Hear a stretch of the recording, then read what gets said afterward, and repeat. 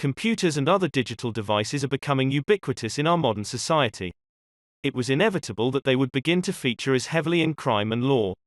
Since the late 1970s, the amount of crime involving computers has been growing very quickly, creating a need for constantly developing forensic tools and practices. From its inception in the 1980s, the digital forensics field has grown in popularity and support. Digital evidence is being recognized much more easily in courts, and companies are understanding the need for proper forensic processes when investigating employee malpractice. Initially, the field grew out of the work and needs of practitioners rather than from academics and scientists. This led to early digital investigations, tools and practices being ad hoc and uncertain. Since the early 21st century, proper practices and guidelines have helped to formalize the field. Digital forensics is, at root, a forensic science encompassing the recovery and investigation of material found in digital devices.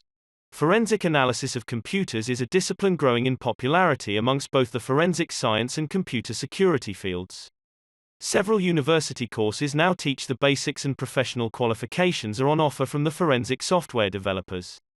Although the cost of entry into the field can sometimes be prohibitive, the market for forensic analysts is still strong, and as time goes by, the free software available to hobbyists is becoming more advanced.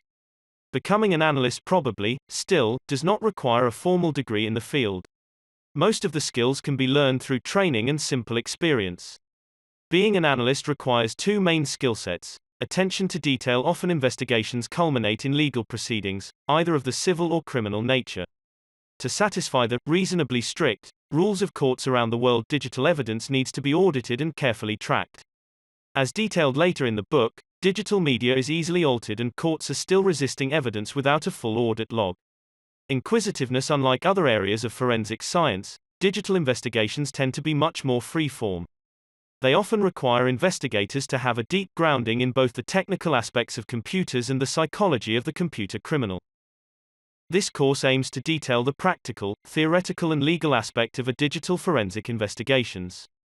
The main focus of the material will be on computer devices, touching on differences with mobile device forensics, a relatively new subfield.